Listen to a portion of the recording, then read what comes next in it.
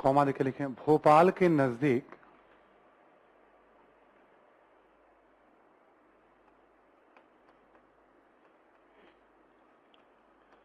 भोजसर नामक तालाब,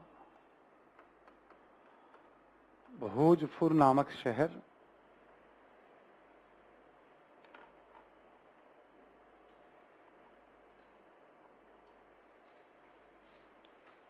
ठीक है। भोजसर नामक तालाब, भोजपुर नामक शहर, भोपाल के नजदीक बनाया था। और लिख लें आप नेक्स्ट, कई पुस्तकों के लेखक।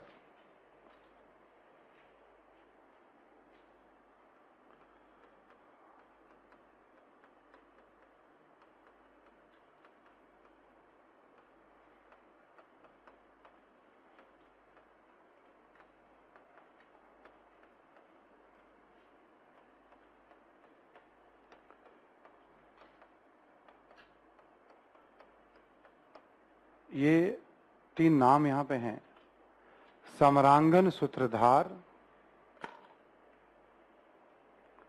लिखो समरांगन सूत्रधार,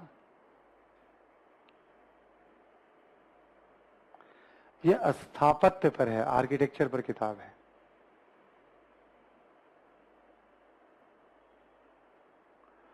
युक्ति युक्त कल्पतरु, युक्ति युक्त कल्पतरु, ये शिल्प के ऊपर किताब है।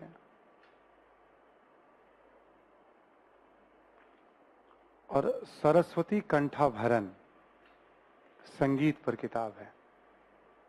आप समझ सकते हैं कि किस लेवल के स्कॉलर रहे होंगे ये, है ना।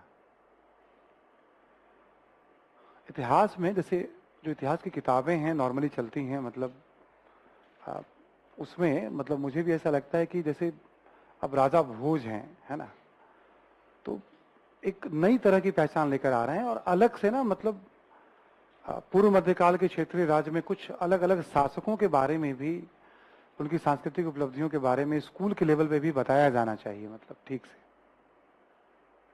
है ना। तो लगभग एक तरह से गायब जैसे हो जाते हैं मतलब किताबों में, ठीक है। बहुत सारी किताबें लिखी हैं, तो ऐसा नहीं कि केवल मॉडर्न एरा में स्कॉलर हैं, मतलब एक अलग अलग दौर में भी स्कॉलर हैं।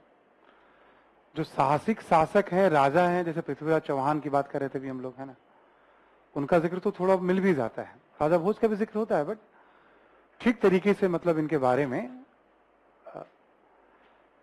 जैसे ना अलग अलग क्षेत्र, जैसे राजस्थान से कोई 1-2 एग्जाम्पल, मध्य प्रदेश से एग्जाम्पल, उत्तर प्रदेश, इस तरह के भी चैप्टर होने चाहिए जहां भारत की विविधता को समेटे हुए भी विरासत को आगे बढ़ाने का काम, है ना।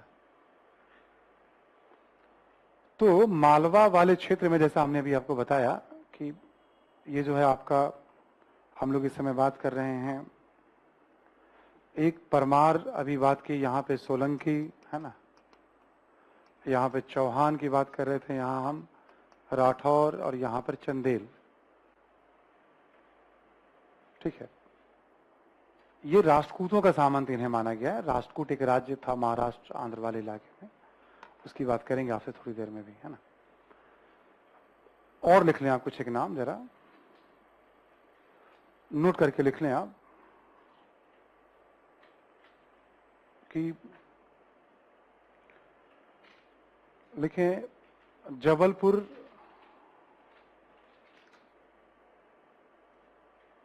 जबलपुर में कलचूरी का चेदी वंश, कलचूरी, जैसे कभी वंश मिलाने के लिए आ गया तो पता तो रहे कि जबलपुर या कलचूरी। एक चेदी वंश उड़ीसा में भी था, महामोग वाहन या चेदी वंश, ठीक है, एक यहां पे भी है। कॉमा देके लिखें आप, ग्वालियर में कच्छप घात वंश,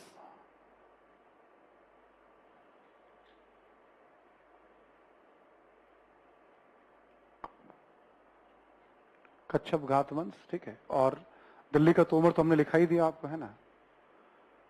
बस रिमेंबर रखने के लिए कि यहां पे इन वंशों का शासन रहा है पूर्व मध्यकाल में ही, ठीक है।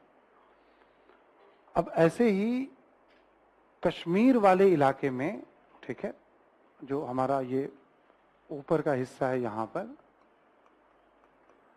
और इस वाले इलाके में यहां पर शाही वंश,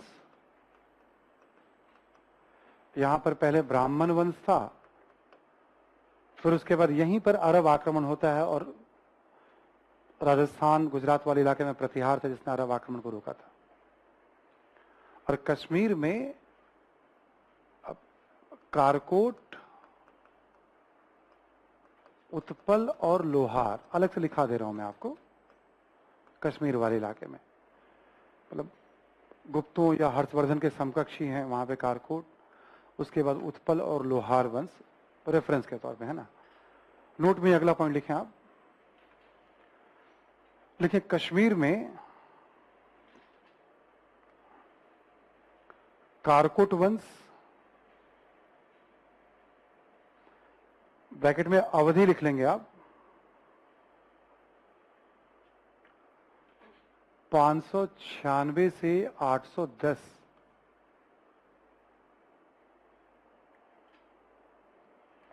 ठीक है। उसके बाद है उत्पल वंश,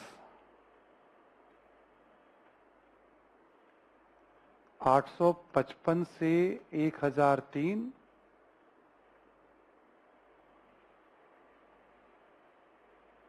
ठीक है। और उत्पल वंश जहां लिखेंगे आप, ब्रैकेट में लिख लीजिएगा, यहां पे एक रानी दिद्दा का शासन रहा है।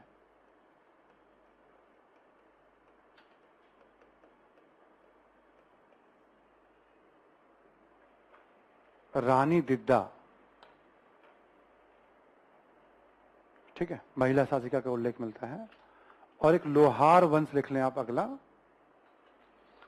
1003 से 1339,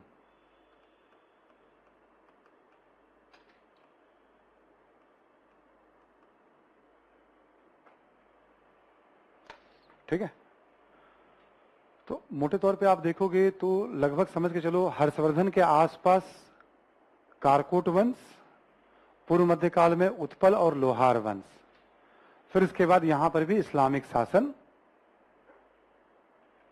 ठीक है।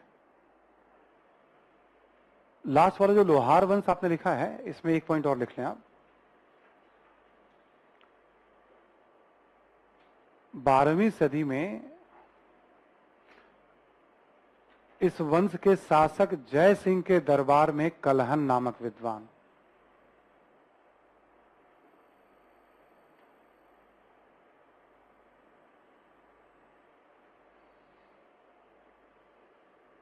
बारहवीं सदी में इस वंश के शासक जय सिंह के दरबार में कलहन नामक विद्वान,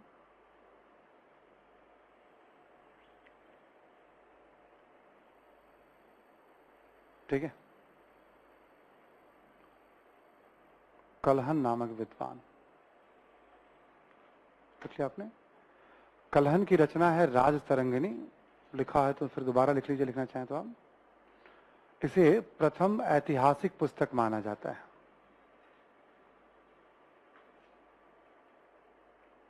यहां सदी याद रखिएगा, है ना, 12वीं सदी, ठीक है। इसे प्रथम ऐतिहासिक पुस्तक माना जाता है। ऐतिहासिक माने जाने का जो आधार होता है वो ये होता है कि कलहन ने अपनी किताब में बताया है कि किन सोर्स का वो उपयोग कर रहे हैं, और कलहन ने काल क्रम में, भारत में जो किताबें लिखी जाती थी उसमें काल क्रम को महत्व नहीं दिया जाता था, तो एक काल क्रम में, किस काल में, काल क्रम का ध्यान रखा है उसने, सोर्स का उल्लेख किया है, काल क्रम का ध्यान रखा है, निरंतरता परिवर्तन का ध्यान रखा है। इसलिए इस रचना को भारत की प्रथम ऐतिहासिक रचना मानी जाती है। क्या सवाल है आपका?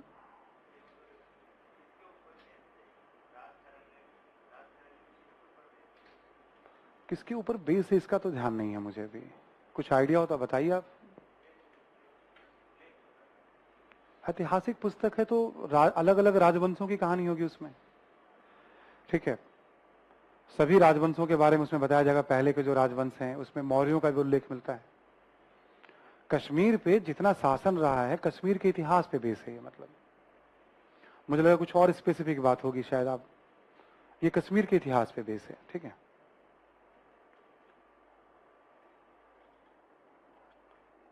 तो उत्तर भारत का एक राजनीतिक परिचय ले रहे हैं हम लोग 1200 ईस्वी तक का। हर्षवर्धन से कहानी शुरू हुई थी। आगे लिखें आप नोट में ही अगला,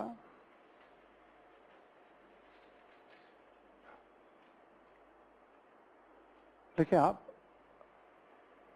पंजाब में शाही वंश का शासन।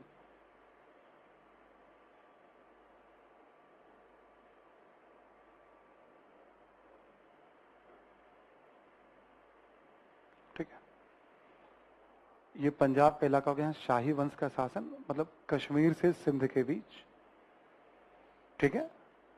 और कॉमा देके लिखें, महमूद गजनी ने सर्वप्रथम शाही वंश के विरुद्ध ही अभियान किया था।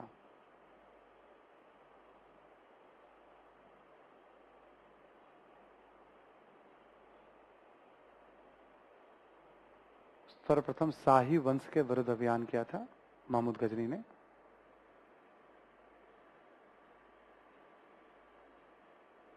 गजनी की बात करेंगे भी आपसे हम, है ना। और नोट में लिख लें आप, सिंध में ब्राह्मण वंश का शासन।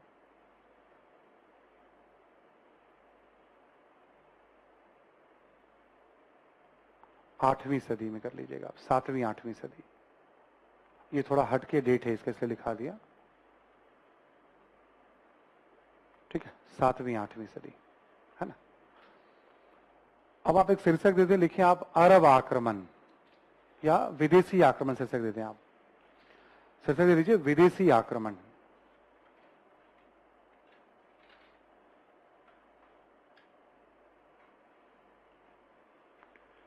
उसमें पहला लिखें आप अरब आक्रमण।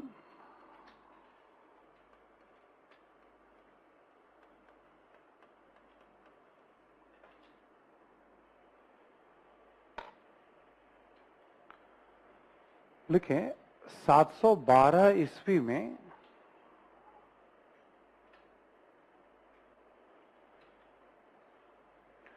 मोहम्मद बिन कासिम ने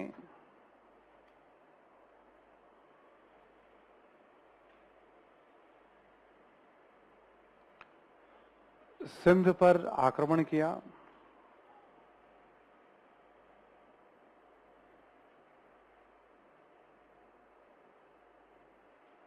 ठीक है, ये समझिएगा आप, एक तरह से जैसे कोई इस्लामिक सेनापति का, इस्लाम मानने वाले सेनापति का पहला आक्रमण है भारत पे। सिंध वाले इलाके पे आक्रमण किया था। आक्रमण किया, कॉमा देकर लिखें, सर्वप्रथम सिंध में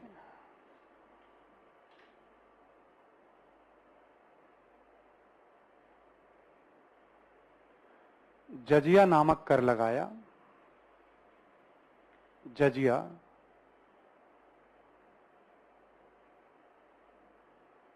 मैं बता रहा हूं इसके बारे में। अकबर की एक बेगम थी रजिया, उनसे वो बहुत मोहब्बत करता था, ठीक है, और इसी में अकबर ने जजिया कर हटा दिया था। असल में इस्लाम में 4 प्रकार के करों का उल्लेख है। इस्लाम में 4 करों को इस्लामी कानून के अनुकूल माना गया है, जजिया, जकात, खराज और खुम्स। आगे हम लोग और बात करेंगे जब मध्यकाल में भी आएंगे। तो जजिया क्या होता है, जहां इस्लामिक शासक होते हैं ना, वो गैर इस्लामिक प्रजा से सुरक्षा के बदले लेते हैं। हम आपको सुरक्षा देंगे, उसके बदले में कर होता है।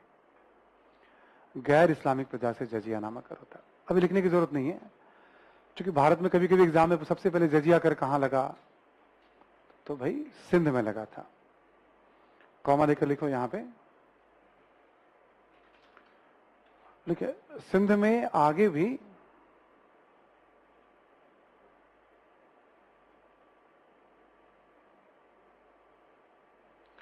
इस्लामिक राजवंशों का शासन।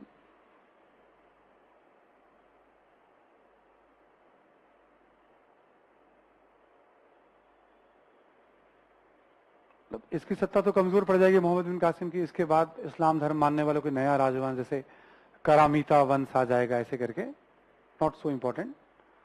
यानी सिंध पे एक बार कब्जा हुआ तो सबसे पहले समझो भारतीय जो पूरा इलाका है भारत पाकिस्तान, सबसे पहले सिंध में इस्लामिक राज्य स्थापित हुआ। ठीक है, ऐसे देखोगे पूरे भारत के संदर्भ में तो 7वीं सदी में पैगंबर साहब के साथ आप देखोगे जो पश्चिम एशिया का हमारा सऊदी अरब वाला इलाका है, वहां पे इस्लाम का सबसे पहले उदय हुआ। पैगंबर साहब के जो उत्तराधिकारी थे वो खलीफा कहलाते हैं। पश्चिम एशिया में, मध्य एशिया में उस समय महायान बौद्ध धर्म का अच्छा खासा प्रभाव था। मध्य एशिया में तो खास करके इंक्लूडिंग अफगानिस्तान।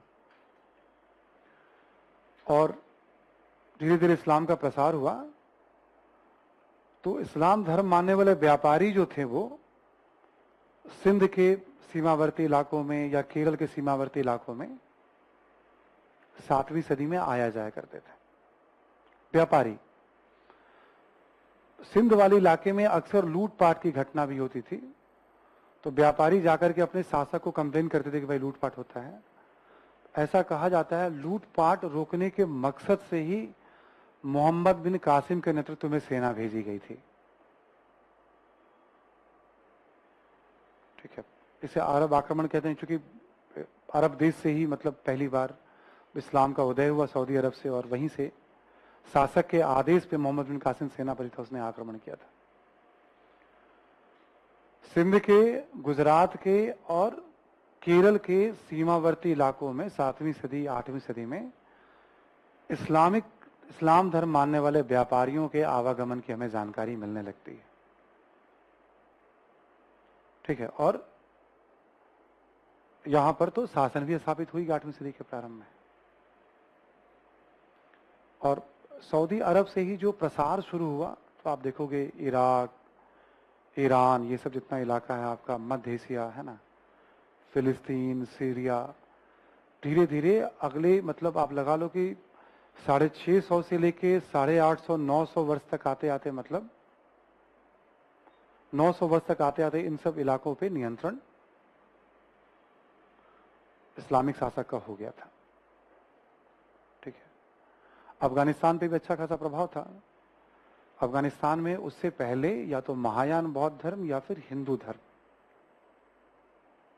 की संस्कृति ठीक ठाक प्रचलित रही, महायान तो बहुत ज्यादा। ठीक है, तो ऐसे राइज हुआ है। तो इसके बाद भी अटेम्प्ट होंगे, बट भारतीय शासकों ने जो भी आक्रमणकारी होते थे उन्हें पराजित कर देते थे, रोक देते थे। बट मोहम्मद गोरी के बाद एकदम से गेम चेंज हो गया तराइन के युद्ध के बाद। तो ऐसे तो देखो अरब आक्रमण है, इसके कल्चरल इंपैक्ट की बात होती है, मध्य एशिया से संपर्क स्थापित हुआ, सीमावर्ती इलाकों में व्यापार बढ़ा, कुछ कुछ नए नए शहर भी उभर कर आए, मतलब है छोटी मोटी बातें यहाँ पे भी। ऑप्शनल में पूरा एक टॉपिक ही हो जाता है अरब आक्रमण। ठीक है, जब पढ़ाते हैं तो उसमें सामाजिक प्रभाव क्या रहा, राजनीतिक प्रभाव क्या रहा, ऐसे करके हम लोग एक्सप्लेन करते हैं।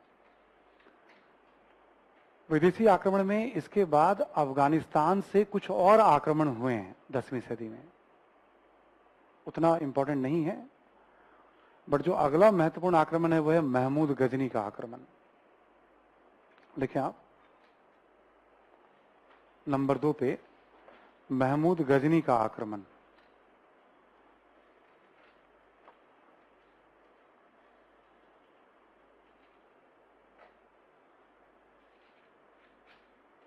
ब्रैकेट में लिख लो आप 1000 से 1027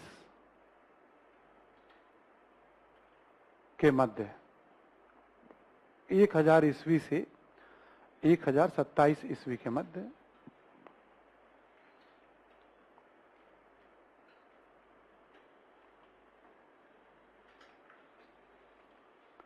देखो आप कि भारत पर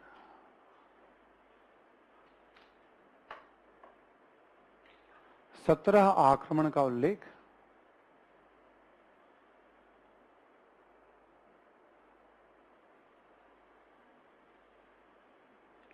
नेक्स्ट लिखो। प्रथम आक्रमण शाही शासक जयपाल के विरुद्ध,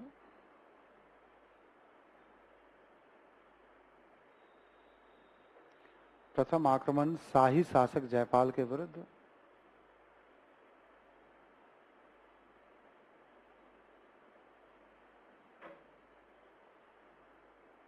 जयपाल के विरुद्ध। नेक्स्ट लिखो, शाही शासक जयपाल के विरुद्ध।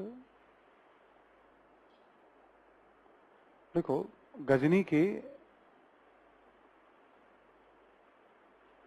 आक्रमण का उद्देश्य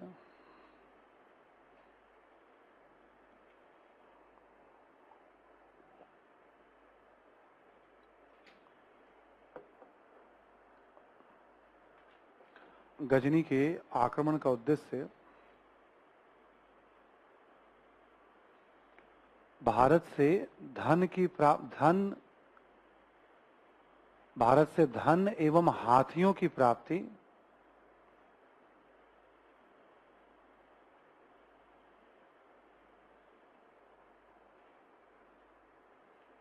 जिसका उपयोग मध्य एशिया में साम्राज्य विस्तार के लिए करना चाहता था।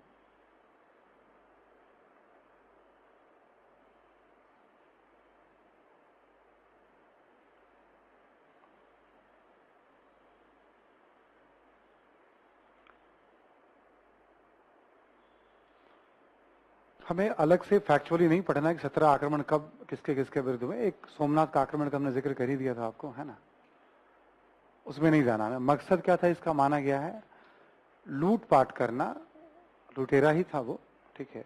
गजनी एक जगह है जिसकी कोई वैल्यू नहीं है अफगानिस्तान की राजनीति में। ये भी आश्चर्य की बात है, जिसकी कोई वैल्यू नहीं हो वहां से वो इतिहास की धारा को बदलने की कोशिश कर रहे हैं। और ये कोई शॉर्ट टर्म मेमोरी लॉस वाला भी नहीं था शासक। ये एक बहुत पहले आमिर खान की पिक्चर आई थी गजनी, ठीक है, उसका ना मेमोरी लॉस हो जाया करता था, भूल जाता था वो, ठीक है ना। और एक अलग तरह का हेयर स्टाइल इसने बनाया था, है ना, ठीक है। तो कोई शॉर्ट टर्म मेमोरी लॉस वाला भी शासक नहीं था, लूटपाट के मकसद से आता था, लूटता था। अक्सर ये बौद्ध मठों और मंदिरों को निशाना, महायान बौद्ध मठों और मंदिरों को निशाना। कोई दो राय नहीं, धन संपदा का केंद्र तो रहा ही है मंदिर मठ वगैरह, लेकिन उसका मकसद तो है नहीं कि कोई लूटपाट करे, ठीक है। समाज के लोग श्रद्धा से चढ़ावा देते हैं, दान देते हैं वहां पे, है ना, तो बट ठीक है। आगे लिखो आप, इसके साथ अल बरूनी नामक विद्वान की भारत यात्रा।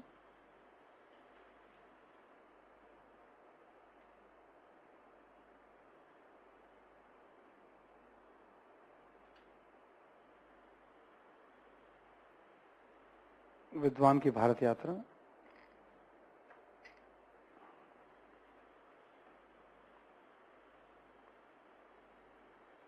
कॉमा देकर लिख लो। इसकी रचना का नाम है तहकीकाते हिंद। तहकीकाते हिंद या किताबुल हिंद।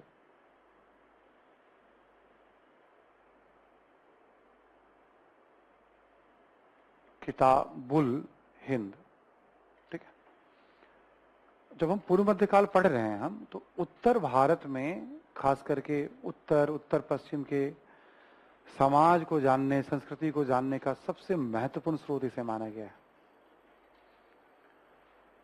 आपको याद होगा हमने कहा था जैसे मेगास्थनीज, फाहियान, वेनसांग, अल बरूनी, जैसे अभी वेनसांग के बारे में बताया मैंने आपको, ऐसे ही 4-6 बातें इसके बारे में भी हमें ध्यान रखनी है, इंपॉर्टेंट कर लीजिए आप। बस आपको आइडिया रहना चाहिए इंपॉर्टेंट, कि हाँ ये इंपॉर्टेंट था, आपने सुझाव दिया था आपको, है ना। कभी ना कभी कर ही लेंगे आप। जब एग्जाम एकदम सर पे होगा तो कुछ ना कुछ तो करेंगे आप उस समय, ठीक है।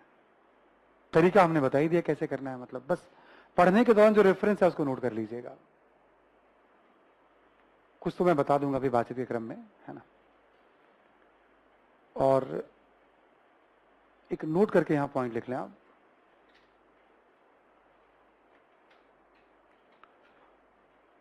महमूद गजनी के पश्चात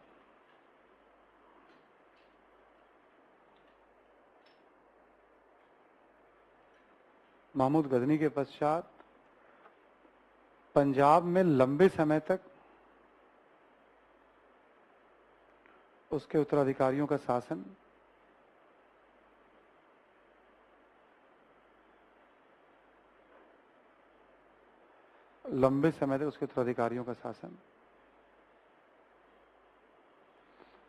समझने के लिए आपके लिए कि जैसे सिंध का इलाका पहले इस्लाम धर्म के प्रभाव में आया, फिर समझ लो पाकिस्तान का एक बड़ा इलाका महमूद गजनी के बाद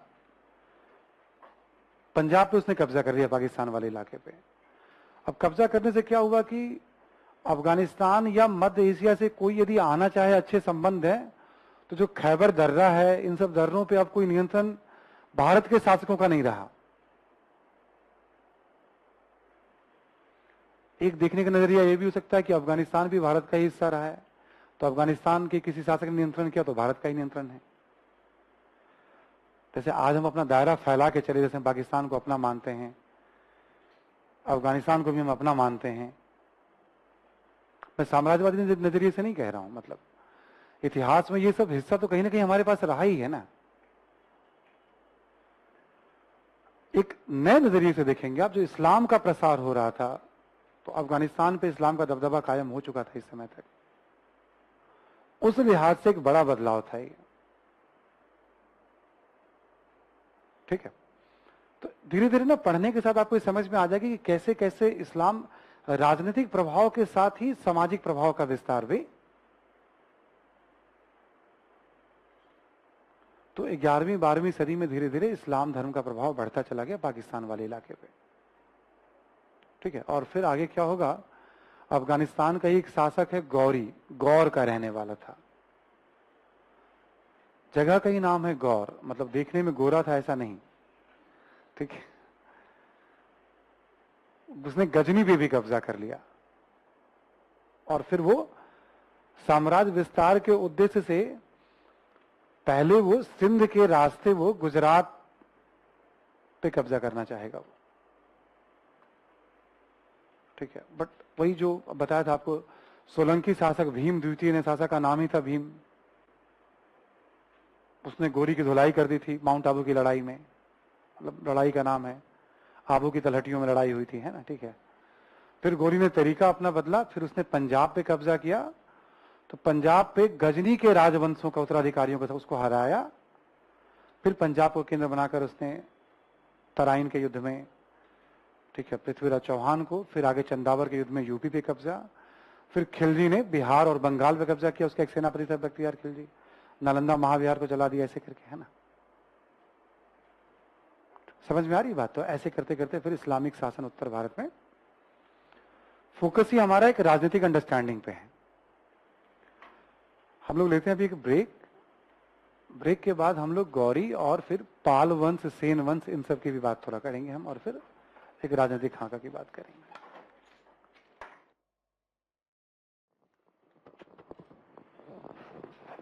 तो हम लोग इस समय बात कर रहे हैं उत्तर भारत के राजनीतिक घटनाक्रम पे, ठीक है, पूर्व मध्यकाल में। और गजनी के आक्रमण पे बात हुई है, अलबरूनी उसमें उसकी एंट्री हो गई है, वो इंपॉर्टेंट भी है सोर्स, हमें ध्यान रखना उसके बारे में भी। जो प्रकाशन विभाग है अपने यहाँ, ठीक है, और नेशनल बुक ट्रस्ट जो सरकारी पब्लिकेशन है, इन पब्लिकेशन से भी अलबरूनी का यात्रा वृत्तांत, वेनसांग फाहियान का यात्रा वृत्तांत किताब के रूप में पब्लिश हुई है। पढ़ने के लिए नहीं कह रहा हूं मैं आपको, मोटी मोटी किताबें हैं वो, ठीक है, पूरा अनुवाद है उसका इंग्लिश में, हिंदी में, बट बता रहा हूं सरकार भी मतलब इन यात्रियों के जो विवरण है उसको खूब प्रमोट करती है। इससे ना अपने जो इन्होंने, चूंकि भारतीय कल्चर की जहां प्रशंसा करनी, प्रशंसा जहां आलोचना, तो एक सांस्कृतिक संबंधों की प्रगाढ़ता को उभारा जाता है। चीन के साथ संबंध अच्छे ही नहीं रहते, वरना हमेशा फाहियान वेनसांग को हम याद करते हैं। संबंध ही अच्छे नहीं रहते हैं, है ना, कुछ ना कुछ करता रहता है वो भी, और हम ये नहीं कह सकते कि हम भी कुछ ना कुछ करते ही रहते हैं, बट शांत तो हम भी नहीं रहते होंगे, मतलब अपनी सुरक्षा के लिए सबको ही कुछ ना कुछ करता है। आइए लिखें मोहम्मद गौरी के आक्रमण के बारे में, मोहम्मद गौरी का अभियान।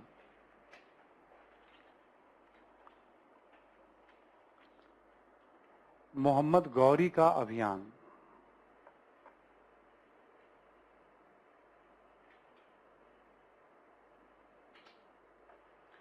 कर लें आप इसके बारे में। 1175 से 1206 ब्रैकेट में 1206 मोहम्मद गौरी को ना, जैसे शिहाबुद्दीन मोहम्मद गौरी, मोहम्मद बिन साम, मतलब कुछ कुछ अलग अलग नामों से भी जाना जाता है। ठीक है, तो कभी पढ़ने के दौरान किताब वगैरह जब आप पढ़ेंगे तो सतीश चंद्र की किताब मैं रिकमेंड कर दूंगा आपको पढ़ने के लिए, है ना। तो वहां पे ये सब ध्यान रखना है कि हाँ दूसरे नाम से भी जाना जाता है। ना भी याद रहे तो कोई बात नहीं, ध्यान आ जाएगा आपको। इसका मकसद ही था साम्राज्य विस्तार। लिख लो आप इसके बारे में। अफगानिस्तान में गौर का शासक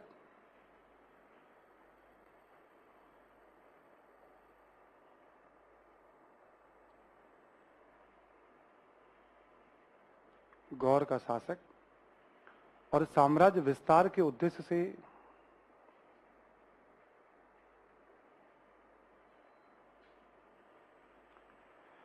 इसने भारत पर कई अभियान किए हैं।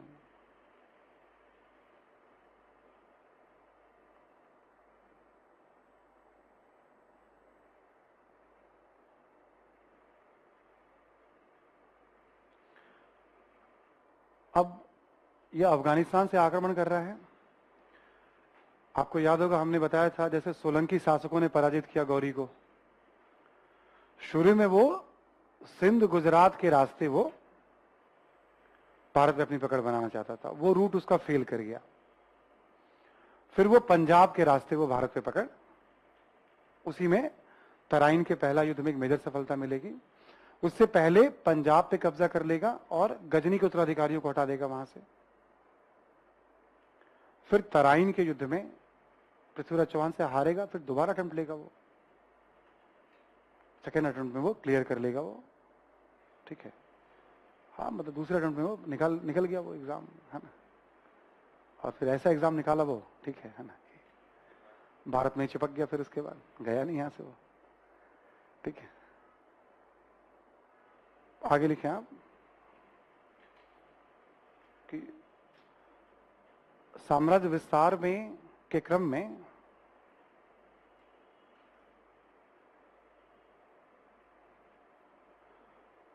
तराइन, चंदावर इत्यादि युद्ध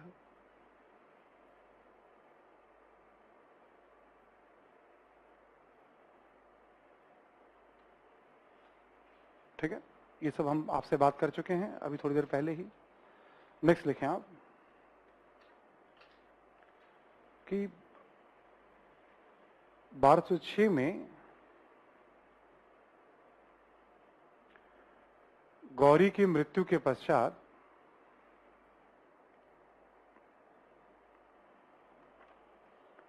इसका साम्राज्य 3 भागों में विभाजित,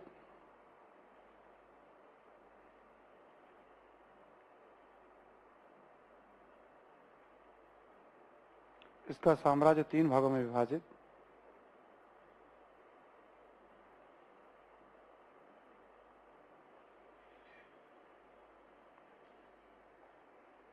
ठीक है।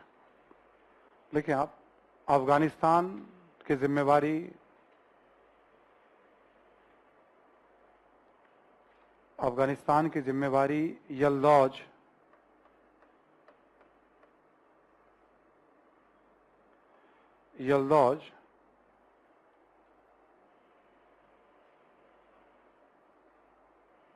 यल्दौज को सेनापति था उसका, कौमा देकर के। सिंध एवं मुल्तान की जिम्मेवारी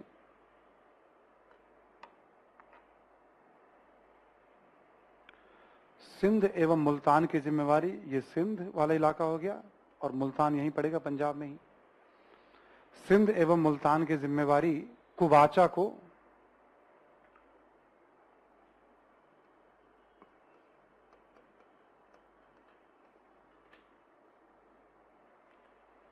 ठीक है, तथा पंजाब से लेकर बंगाल तक के क्षेत्र की जिम्मेवारी तथा पंजाब से लेकर बंगाल तक के क्षेत्र की जिम्मेवारी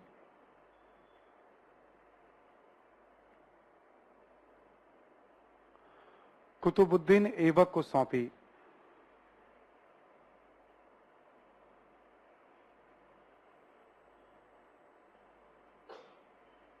और कुतुबुद्दीन ऐबक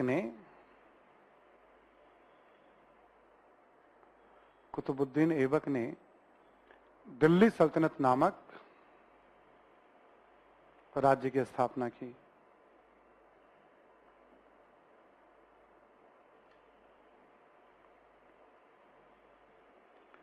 ऐबक ने दिल्ली सल्तनत नामक राज्य की स्थापना की।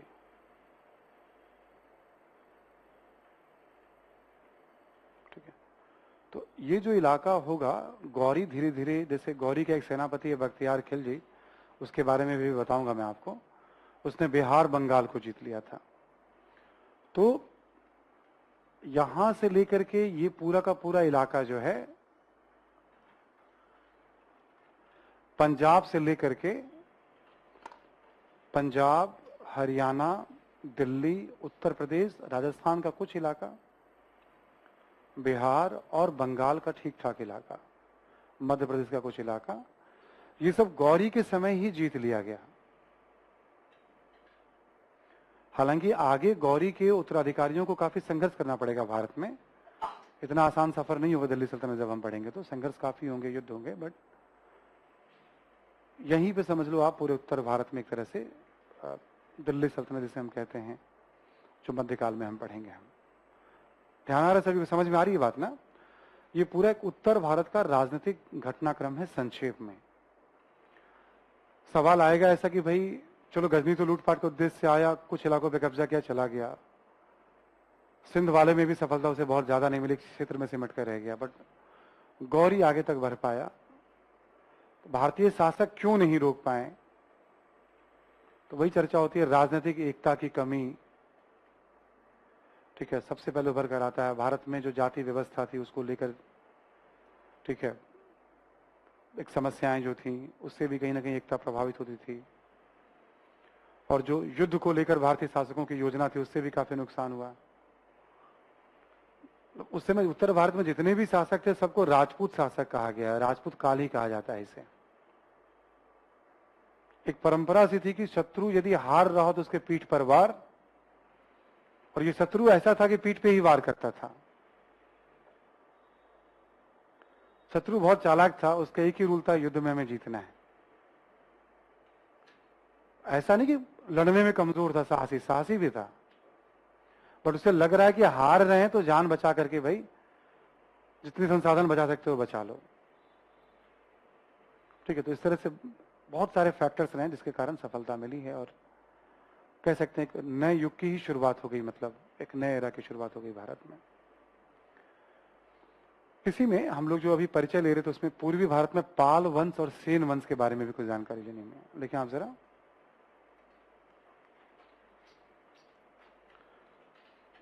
लिखिए, पूर्वी भारत शीर्षक दे दीजिए।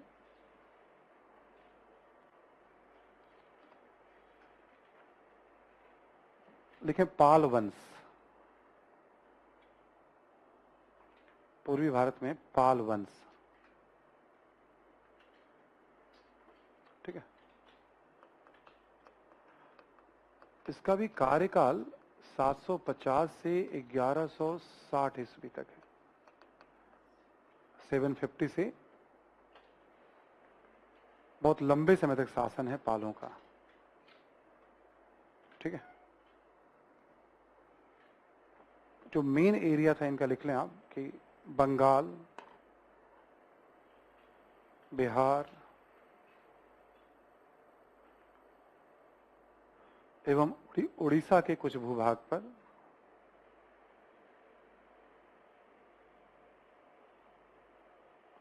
बंगाल, बिहार एवं उड़ीसा के कुछ भूभाग पर।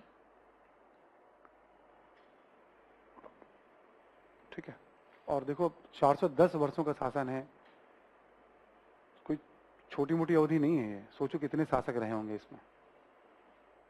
ठीक है, लिखो आप यहाँ पे, जब बंगाल बोले तो बांग्लादेश पे भी इनका शासन था, है ना। लिखो यहाँ पे गोपाल संस्थापक हैं। गोपाल संस्थापक, कॉमा देके लिखना आप। जनता ने, जनता के सहयोग से शासक बना।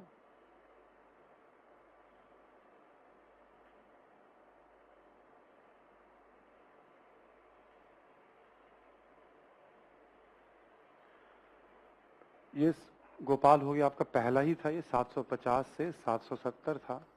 एक शासक का और नाम लिख लें, वो है धर्मपाल, 70 से 810 ईस्वी।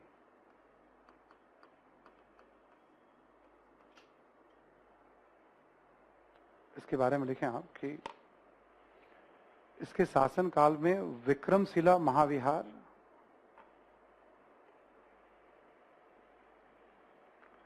विक्रमशिला महाविहार कौमा तथा सोमपुर महाविहार,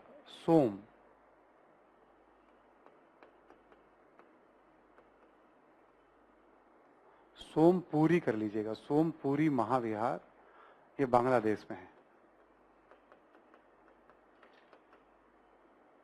की स्थापना।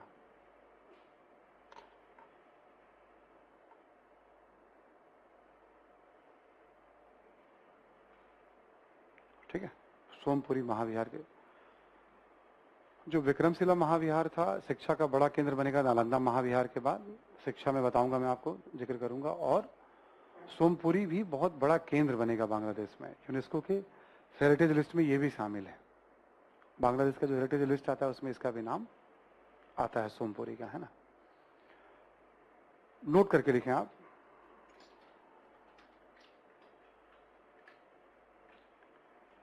देखिए, पाल वंश के पतन के पश्चात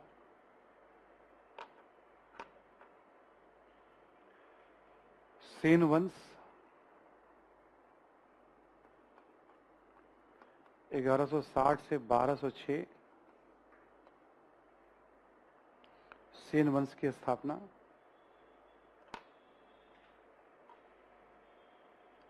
ठीक है, कॉमा देके लिखें। एक महत्वपूर्ण शासक लक्ष्मण सेन,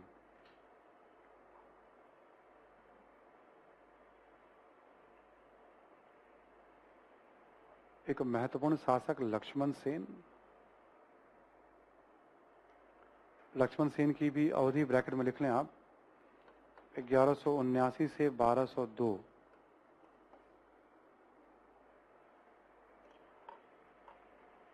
फिर कॉमा देके लिखें।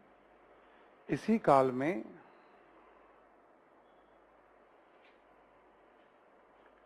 गौरी के सेनापति बख्तियार खिलजी,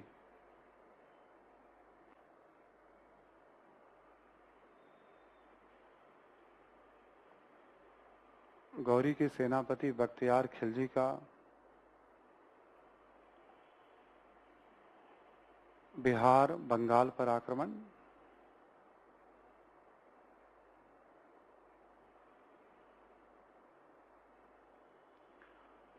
और खिलजी ने नालंदा महाविहार को जलाया।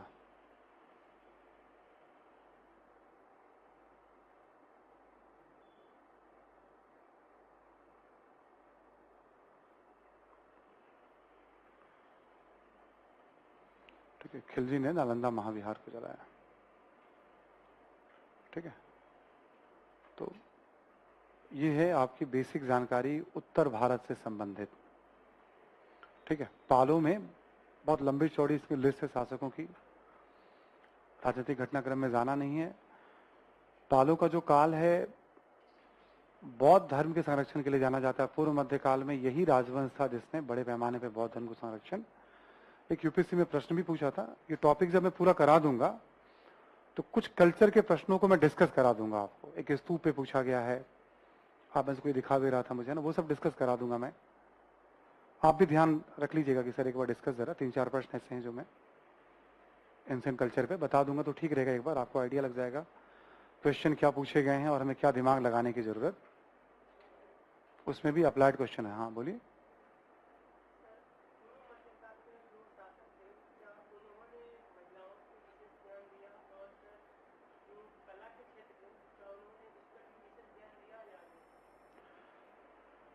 कला तो मैं भी बताऊंगा, ये तो मैं राजनीतिक परिचय दे रहा हूँ, थोड़ा बहुत साहित्यिक परिचय दे रहा हूँ मैं, है ना। महिलाओं की दशा में कुछ खास सुधार, गिरावट ही आएंगे, ठीक है। कला तो बताऊंगा ये भी आपको, मंदिर निर्माण शैली। एक और ध्यान रखिएगा, एक जयदेव करके विद्वान हैं, उनकी रचना है गीत गोविंद, बहुत फेमस है वो भी लक्ष्मण सेन के ही समकालीन थे बंगाल में, लिख लीजिए आप। गीत गोविंद के लेखक जयदेव लक्ष्मण सेन के समकालीन।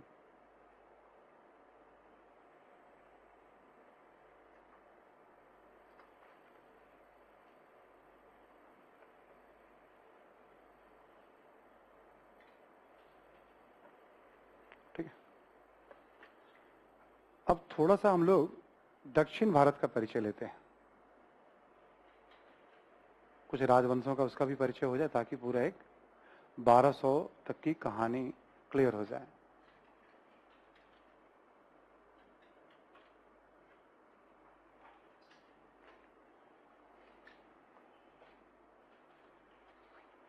ये आप ध्यान रखिएगा, जैसे ये जो पूरा एक इलाका है,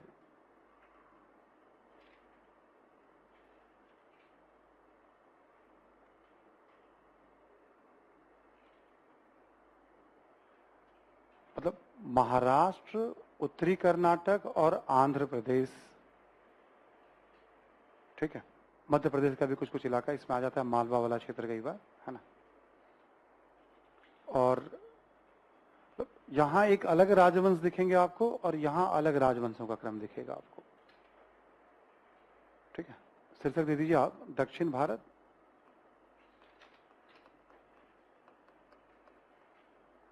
और इसमें ए करके लिख लें आपकी महाराष्ट्र,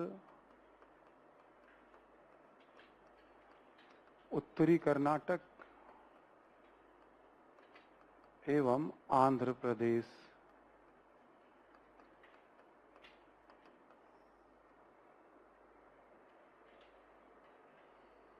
महाराष्ट्र, उत्तरी कर्नाटक एवं आंध्र प्रदेश।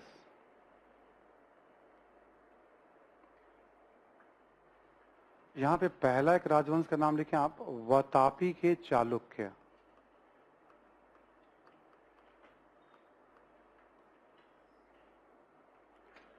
वतापी के चालुक्य, ठीक है। 543 ईस्वी से 753 ईस्वी।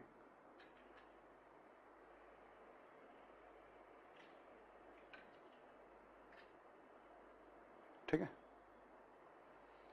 ये इस वाले इलाके पे शासन कर रहे हैं, ये वतापी के चालुक्य हैं। और देख लोगे तो आप ये हर्षवर्धन के समकालीन भी हो जाएंगे, जब हमने बताया था आपको, ठीक है। यहां लिख लो आप जरा एक लोकप्रिय शासक के बारे में, एक शक्तिशाली शासक,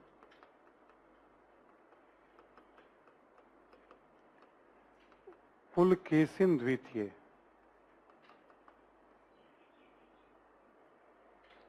छह सौ 10 से 642।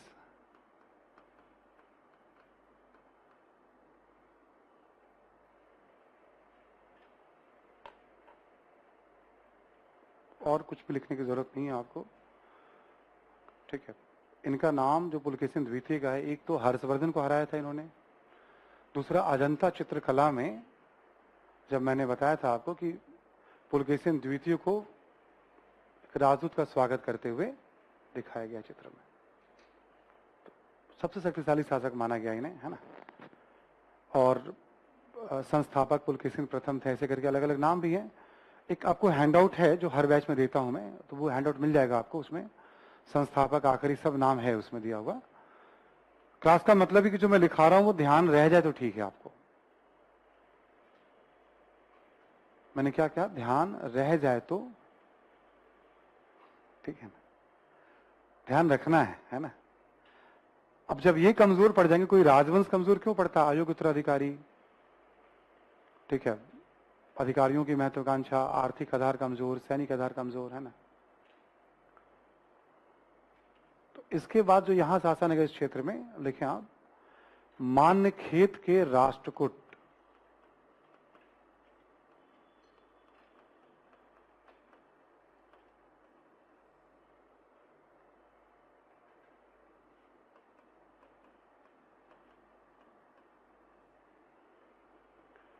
मान्यखेत के राष्ट्रकूट,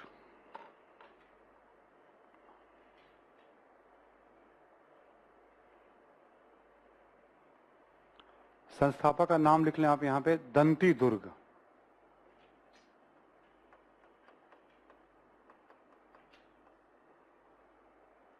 दंती दुर्ग। और कुछ प्रमुख शासक का भी नाम लिख लें आप, लिखें आप, कृष्ण प्रथम, कृष्ण प्रथम, कौमा, ध्रुव, ध्रुव, ठीक है, शासक का नाम है ध्रुव, कौमा, अमोघ वर्ष, अमोघ वर्ष, ठीक है। अमोघ वर्ष था, इसने जैन धर्म को संरक्षण दिया था, अलग से भी इसकी चर्चा मिलती है। ये शक्तिशाली शासकों में इनकी गिनती होती है। जैसे हमने कहा था ना, कन्नौज को लेकर के पाल यानी पूर्वी भारत, प्रतिहार और राष्ट्रकूट, तीनों में संघर्ष हुआ था, पाल, प्रतिहार और राष्ट्रकूट में कन्नौज को लेकर के। तो जब राष्ट्रकूट कमजोर पड़ जाएंगे, राष्ट्रकूटों के समय ही एलोरा और एलिफेंटा कला का महत्वपूर्ण केंद्र बनेगा। कला में हम बात करेंगे एलोरा और एलिफेंटा, ठीक है। राष्ट्रकूट जब कमजोर पड़ जाएंगे तो यहां पे शासन होगा कल्याणी के परवर्ती चालुक्य,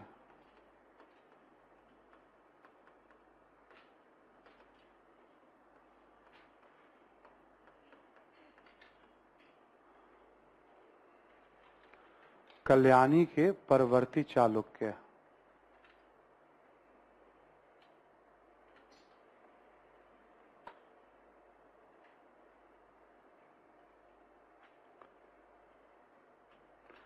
इसका एक प्रमुख शासक है विक्रमादित्य 6।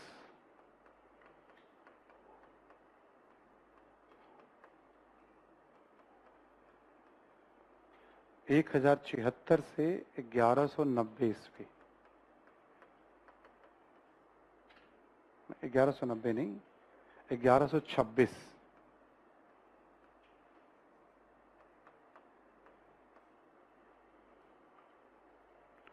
शासन जो रहा है 1076 से 1126। इसके बारे में एक दो पॉइंट लिख लें आप विक्रमादित्य 6 के बारे में। एक तो लिखें आप, 1076 में चालुक्य विक्रम संवत की शुरुआत,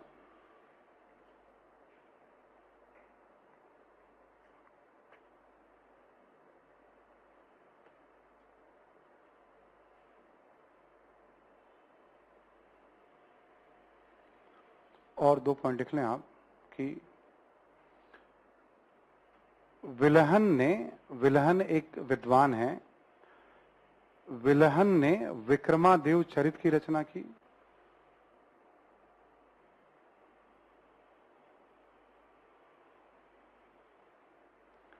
विक्रमादेव चरित की रचना की। और विज्ञानेश्वर ने मिताक्षरा की। विज्ञानेश्वर ने मिताक्षरा की।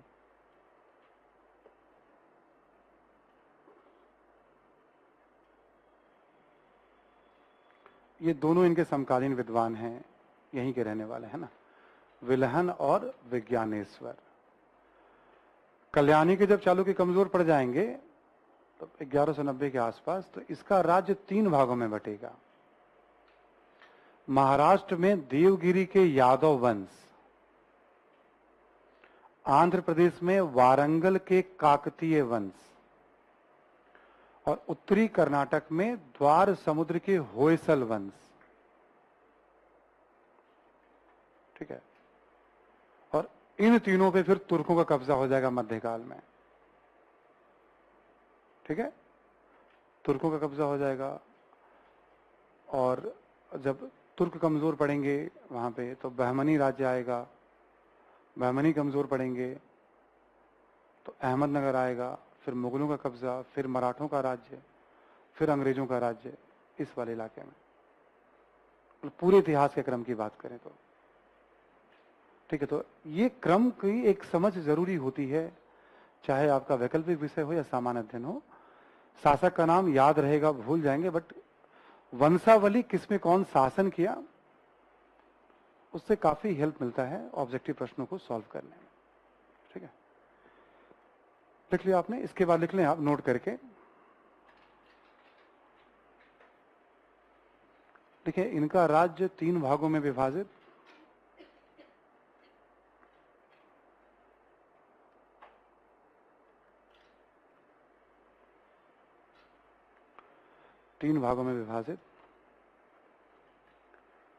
देखिए, महाराष्ट्र में देवगिरी के यादव वंश,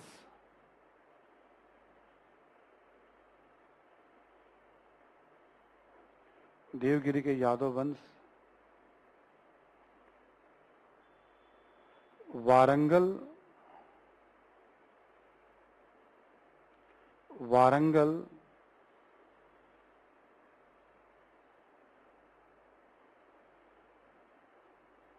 वारंगल में काकतीय वंश, काकतीय वंश लिख लो, तथा द्वार समुद्र उत्तरी कर्नाटक में है, द्वार समुद्र में होयसल वंश।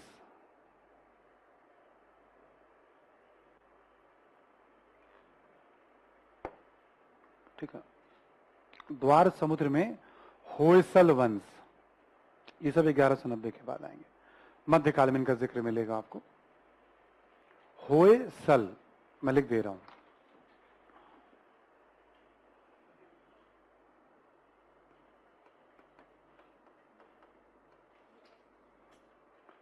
द्वार समुद्र को ही हालेविड भी कहा गया है, क्योंकि ना जब हम द्रविड़ शैली की बात करेंगे ना तो इन सब राजवंशों का नाम भी आ जाता है। अभी देखोगे मंदिर वगैरह पढ़ोगे आप, अभी जैसे एक रामप्पा या रायप्पा मंदिर को वर्ल्ड हेरिटेज उसमें शामिल किया गया है, धौलावीरा और रायप्पा को शामिल किया गया पीछे कुछ समय पहले भी मैगजीन में भी है। तो वारंगल के काकतियों के समय ही बना था वो मंदिर, इसलिए थोड़ा वो महत्व रख लेता है, वो जानकारी आ जाती है सामने। ठीक है, तो ये हो गया किस वाले इलाके में, इस वाले इलाके में शासन। यहां पे 2 ही राजवंशों का शासन रहा है। लिखिए आप जरा, शीर्षक दे दीजिए बी करके, दक्षिण भारत में बी, कृष्णा नदी के दक्षिण,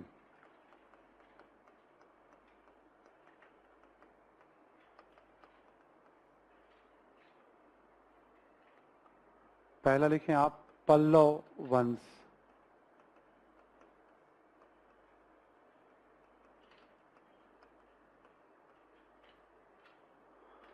(550 से 903 ईस्वी),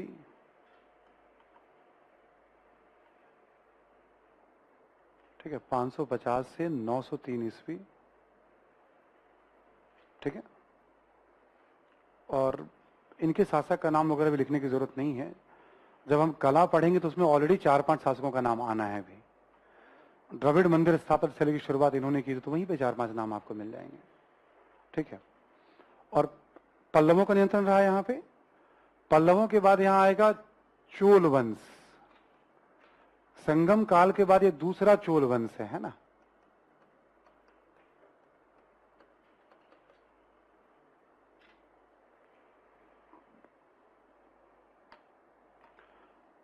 (850 से 1279 ईस्वी),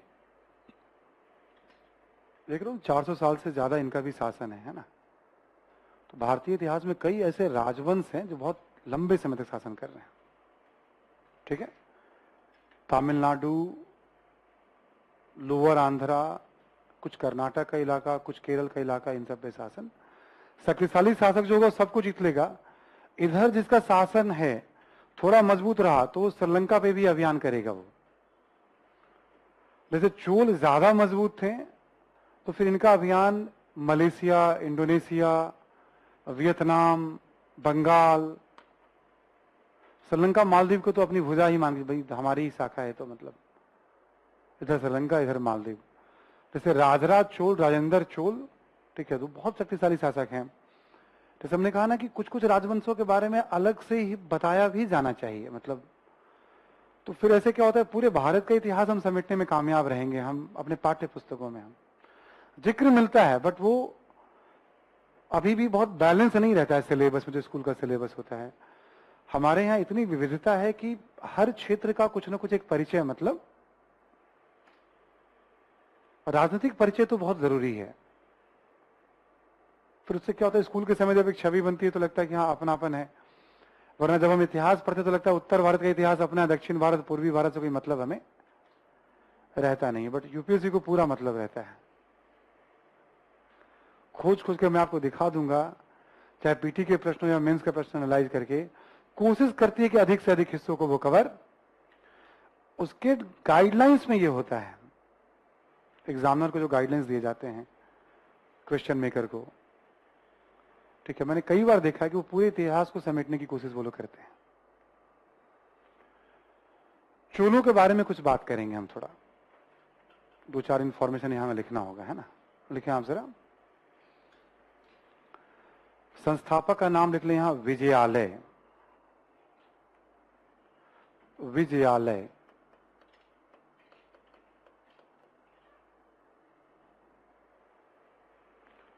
ठीक है। दो शक्तिशाली शासक का नाम लिखें आप। शक्तिशाली शासक में पहला नाम लिखें आप, राजराज प्रथम।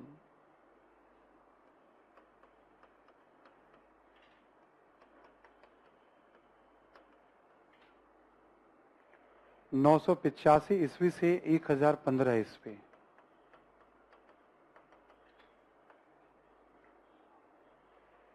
राजराज प्रथम, इसके बारे में लिख लें 2 पॉइंट। पहला लिखें आप कि उत्तरी श्रीलंका पर नियंत्रण,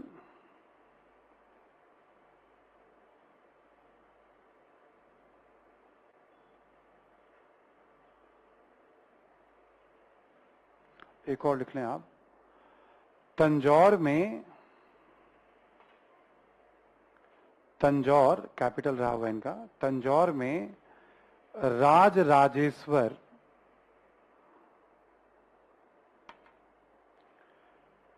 या बृहदरेश्वर मंदिर का निर्माण। राज राजेश्वर या बृहदरेश्वर मंदिर का निर्माण,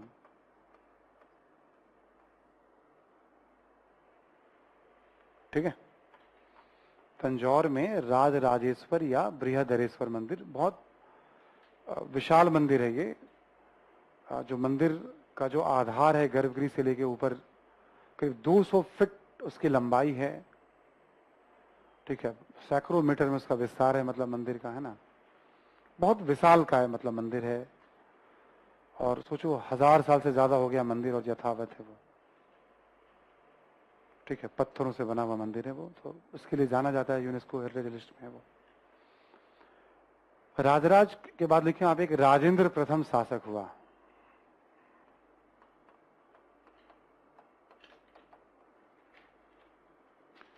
एक 1015 से 1044,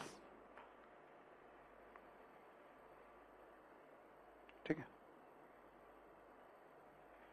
इसके बारे में लिखें, संपूर्ण श्रीलंका पर नियंत्रण 1015 से 1044, 44, संपूर्ण श्रीलंका पर नियंत्रण।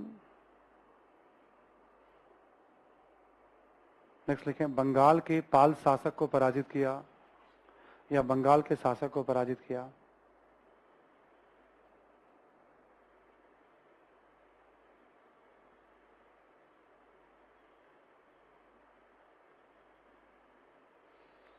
एक और लिखे आप, दक्षिण पूर्व एशिया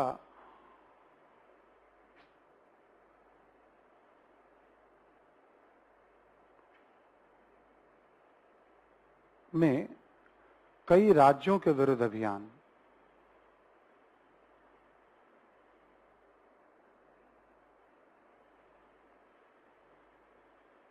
जैसे मलेशिया, इंडोनेशिया,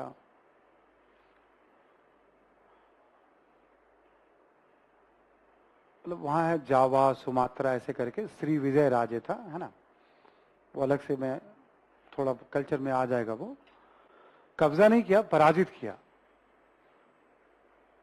ठीक है।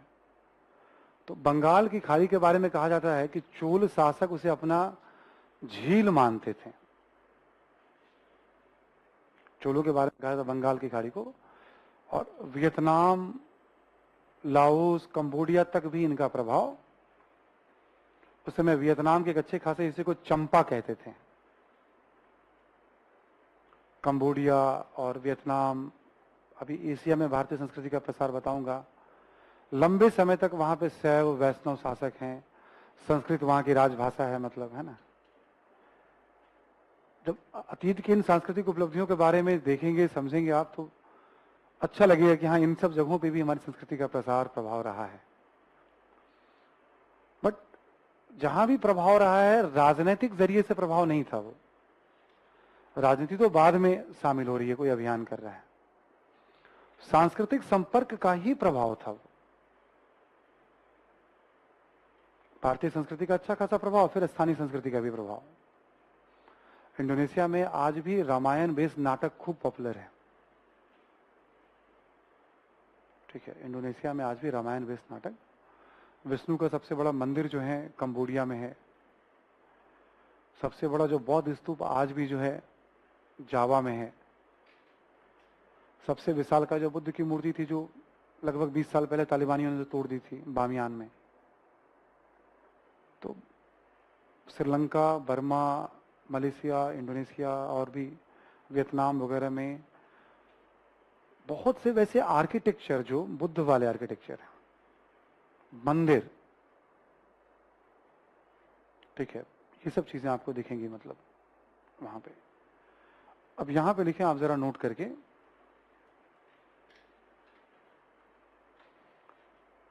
कि चोल प्रशासन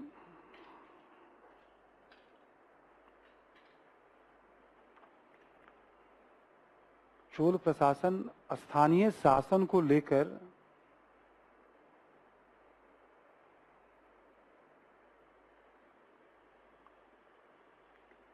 विशेष तौर पर चर्चित रहा है।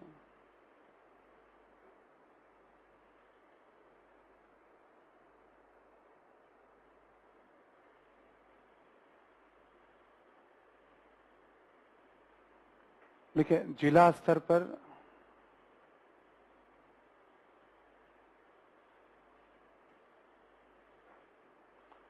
तथा नगरों में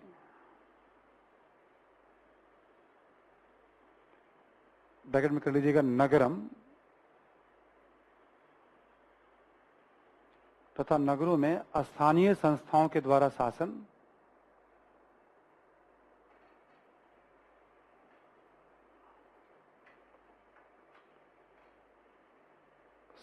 जैसे आप जब किताब पढ़ोगे तो जिला में नाडू का उल्लेख मिलेगा, और नटार शासन करता था, नगर, नगरम शासन करते थे, ऐसा ना।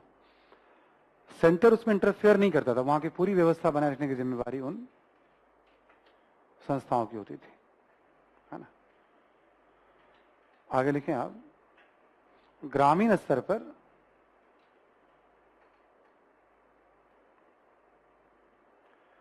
ये बहुत इंपॉर्टेंट है जो लिखा रहा हूं आपको, है ना। ग्रामीण स्तर पर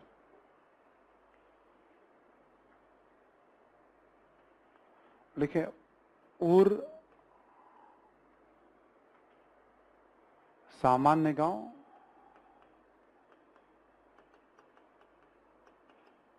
एवं सभा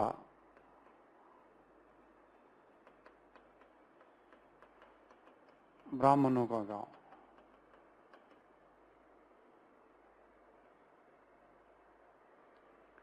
जो ब्राह्मणों का गांव होता था, इसे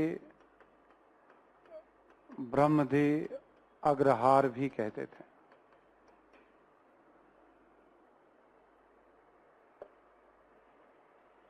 ब्राह्मणों के गांव को ब्रह्मदेव अग्रहार भी कहते थे।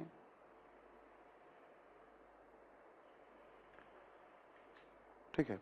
उर एवं सभा में भी देखें आप, स्थानीय संस्थाओं के द्वारा शासन,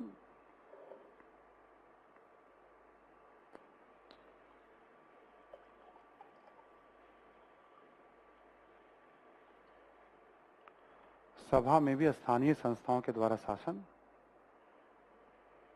ठीक है, कॉमा देकर लिखें आप,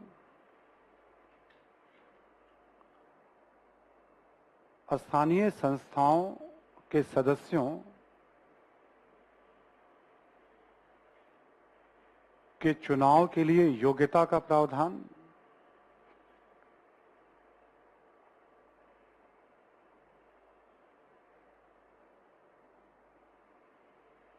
निश्चित कार्यकाल का उल्लेख,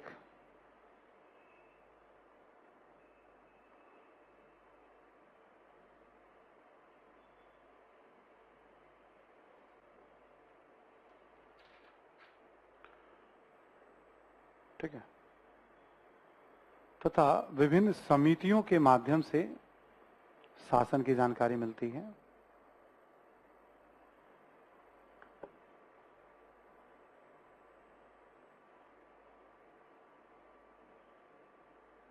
विभिन्न समितियों के माध्यम से शासन की जानकारी मिलती है।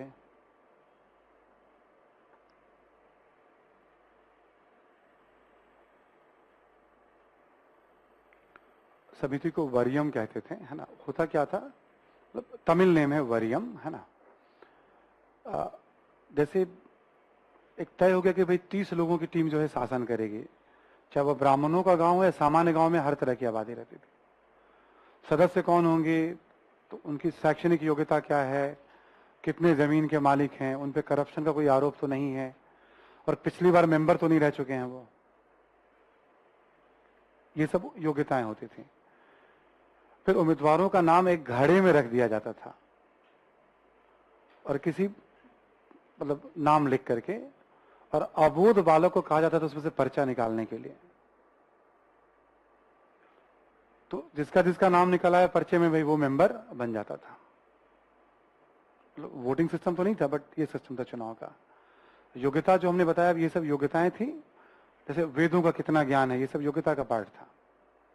भूमि का मालिक है, करप्शन का आरोप नहीं, बहुत इंपॉर्टेंट बात है। ठीक है, करप्शन का आरोप नहीं है, ये भी देखा जाता था, है ना। ठीक है, और फिर ऐसे चुनाव हो गया। चुनाव के बाद गांव में जितने भी काम थे, जैसे मान लो सिंचाई का काम, खेती का काम, न्याय का काम, या और भी कोई सांस्कृतिक गतिविधियां, कार्यक्रम, ऐसे करके वहां समिति 30 मेंबर थे, तो समिति 5 या 6 बना दी गई।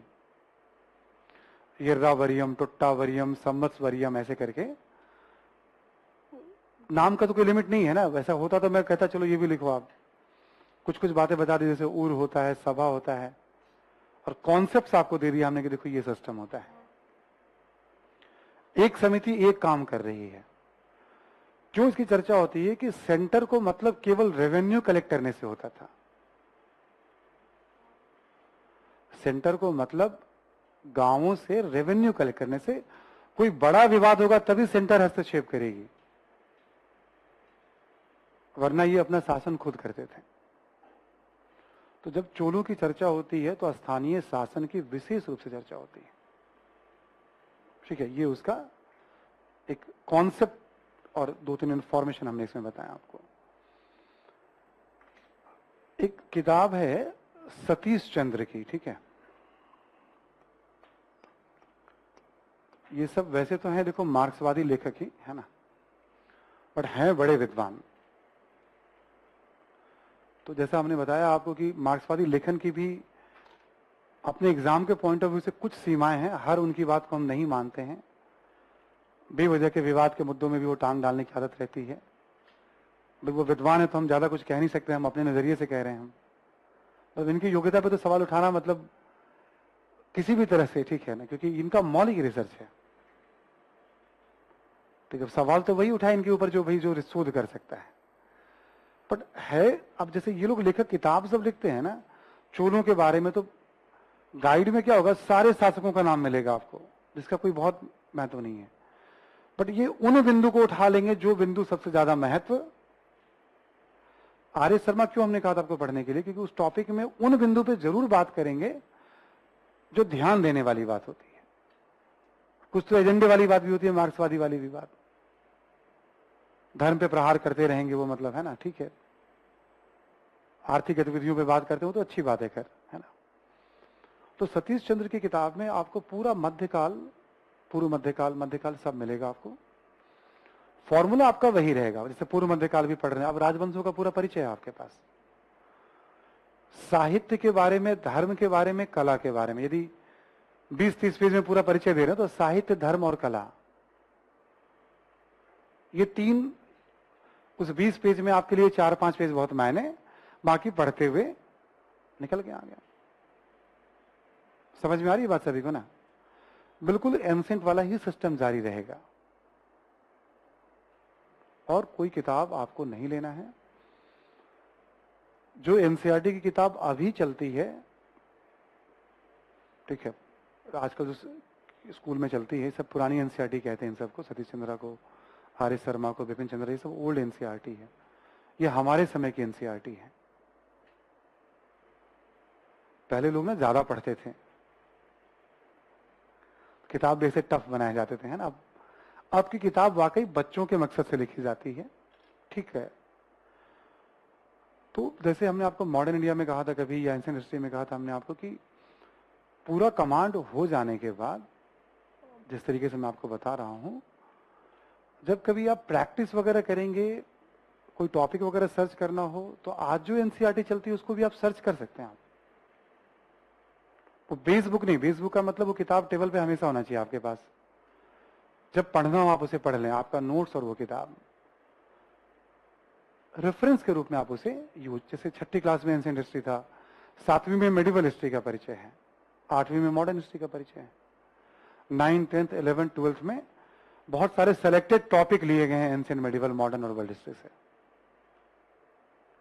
तो 6ठी, 7वीं और 8वीं तो एक तरह से मान के चलो कि मैंडेटरी जैसा है आपके लिए भी। 4-4 घंटे में वो कहानी खत्म हो जाती है उसकी पूरी किताब। मतलब अभी नहीं, जब पूरा कमांड होगा तब 4 घंटे में, पहली बार पढ़ोगे तो टाइम काफी लग जाएगा आपको। तो जो एनसीईआरटी की किताब चलती है ना, उसको रेगुलर बेसिस में आपको, मैं नहीं कह रहा हूं कि आप क्रम से पढ़िए उसको। आप जैसे एंशिएंट हिस्ट्री पूरा कंप्लीट हो जाएगा, तो 6 नंबर वाली जो किताब थी, क्लास 6 वाली किताब, 9, 10, 11, 12 में जहां भी एंशिएंट हिस्ट्री पे कोई चैप्टर है, आपको रैंडम मन किया पढ़ने का, कुछ और जानते हैं तो उसके लिए, ठीक है। या फिर कभी आपने प्रैक्टिस किया, कोई क्वेश्चन नहीं बना, तो चलो एनसीईआरटी वाली देखते हैं क्या उसमें दिया हुआ है क्या। हम अपने क्वेश्चन जो बनाते हैं, फ्रेम करते हैं टेस्ट सीरीज में, उसमें हम उन एनसीईआरटी के भी लगभग क्वेश्चन कवर कर लेते हैं, महत्वपूर्ण बातों को। इसलिए हमने कहा था आपको कि टेस्ट सीरीज अपना एक सपोर्ट होगा आपके लिए, ठीक है। तो मॉडर्न, एंशिएंट और मेडिवल तीनों में एनसीईआरटी का अपना एक रोल होगा, बट सतीश चंद्रा और मध्यकालीन भारत, यही आपका बेस बुक होगा। पहले बता दिया, सब मार्क्सवादी इतिहासकार हैं। बिपिन चंद्रा ने तो बाद में थोड़ा सा अप्रोच अपना चेंज कर दिया था, बट ये लोग प्योर मार्क्सवादी हैं एकदम, ठीक है। मार्क्सवादी लेखन क्या होता है, इनके लेखन से आपको समझ में आ जाएगा थोड़ा बहुत, वैसे आपके काम की चीज नहीं है, लेकिन विश्लेषण इनका बहुत अच्छा होता है, और ये रियल स्कॉलर हैं ये सब। तो जो खूब आलोचना होती है ना कि इतिहास में इसको महत्व नहीं मिला, इसको महत्व में नहीं मिला, तो जो लोग आलोचना करते हैं उसमें पढ़ने में किसी की रुचि नहीं है भाई। उसके लिए आपको सालों साल एफर्ट और रिसर्च करना पड़ेगा, रिसर्च करके आपको स्टैब्लिश करना पड़ेगा। आलोचना तो बहुत जायज की जाती है, बट सब लाइमलाइट में आने के लिए अपनी बात, कुछ बुद्धिजीवी होंगे जो काम कर रहे होंगे, बट कोई ऐसा शोध मुझे नहीं लगा जो इतिहास की धारा में बहुत बड़ा बदलाव कर दे, बट जरूर काम कर रहे होंगे, ठीक है। तो शोध वगैरह पे पैसे खर्च करने की जरूरत है ना, शोधार्थी को प्रोत्साहित करने की जरूरत है, और यूट्यूब से दूर रखने की जरूरत है, ठीक है। ठीक है, वरना आजकल तो न्यूज चैनल से ज्यादा लोग यूट्यूब पे ही आने के लिए ललायित रहते हैं कि भाई कुछ ऐसा करें जो लोग हमें जान जाए कि मतलब मैं भी बहुत बड़ा विद्वान हूं। ठीक है, तो शोध है, हम लोग इन किताबों को ही बेस बनाकर थोड़ा अपने मौलिक तरीके से उसे हम सिंप्लीफाई करके पढ़ाते हैं आपको। हम लोग कोई रिसर्च नहीं करते हैं ना, वी आर नॉट, ना ये एकेडमिक की क्लास होती है। कोई भी बात बताई जाती है तो किताबों के बेसिस पे ही बताई जाती है आपको। ठीक है, पूर्व मध्यकाल में एक छोटी सी बात और लास्ट ऐसे ध्यान देने वाली है, जब आप पढ़ोगे तो जैसे ये तो कृष्णा नदी है, ऐसे तुंगभद्रा नदी है। अक्सर क्या होता है, नीचे जिसका शासन है इधर की तरफ, तो जैसे मान लो यहां पल्लवों का शासन है, तो चालुक्यों और राजपूतों से संघर्ष होना तय है उसका, या यहां चालुक्य और राजपूत है उसके समकालीन, तो पल्लवों से लड़ना उसका तय है। जैसे चेर चोल पांडे आपस में लड़ते रहते थे, जैसे यहां पे राष्ट्रकूट और कल्याणी के चालुक्य आ गए तो यहां चोल आ गए, तो उनका इधर वाला जो है श्रीलंका, दक्षिण पूर्व एशिया, मालदीव की तरफ ज्यादा वो कॉन्सेप्ट के रूप में जब आप पढ़ोगे, लड़ाइयां होंगी, इधर से उसने उधर आक्रमण किया, याद नहीं रखना आपने। ज्यादातर लड़ाई जो हुई है साम्राज्य विस्तार में कृष्णा तुंगभद्रा दोआब पे कब्जा को लेकर के हुई है। ये बहुत उपजाऊ इलाका है और यहां पे कुछ माइंस वगैरह भी हैं जो बहुत उपयोगी हैं। मध्यकाल में विजयनगर इधर होगा, विजयनगर इधर होगा, बहमनी, इनके बीच में भी खूब लड़ाइयां होंगी। विजयनगर से यूपीएससी हर एक साल कम से कम पीटी में एक आधा सवाल पूछ रही है, मध्यकाल में, है ना। तो एक कॉन्सेप्ट है कि भाई विस्तार किधर करोगे, उत्तर वाले दक्षिण में गया तो विंध्य पर्वत पार करके उधर जाओ, या दक्षिण की तरफ आओ, या ये ऊपर की तरफ जाएंगे या समुद्र की तरफ कहीं जाएंगे। तो पढ़ने के दौरान ये आपको दिखेगा कि इधर से इधर आक्रमण हुआ, इधर से इधर आक्रमण हुआ, वो उसकी राजधानी पे बैठ गया, ये उसकी राजधानी पे बैठ गया, उसने इतना हरजाना लिया और वैवाहिक संबंध, मतलब ऐसा चलता रहता है। अब इसी के बेसिस पे क्या, जो कृष्णा के नीचे द्रविड़ स्थापत, इस वाले इलाके में वेसर शैली, और इससे ऊपर वाले इलाके में पूर्व मध्यकाल में नागर शैली कला के बारे में जो हम, तो आपको पहले से पता रहेगा इन राजवंशों ने इस कला शैली को संरक्षण प्रदान किया। ठीक है, आज चर्चा को यहीं पे रोकते हैं, है ना। रिवीजन कर लीजिएगा आप लोग।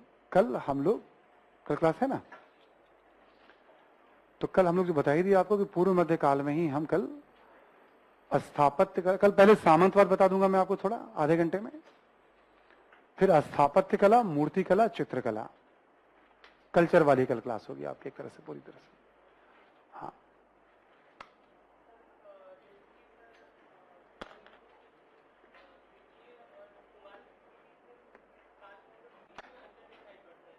हाँ,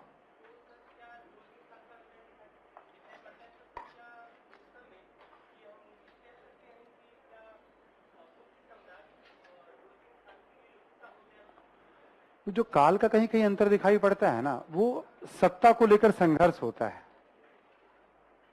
जैसे एक शासक दो शासक के बीच में 2 साल 5 साल तो कुछ संघर्ष होता है, तय नहीं था कि किसका शासन होगा, आपस में लड़ रहे होते हैं, या कोई ऐसा आक्रमण हो गया, कोई क्राइसिस आ गई।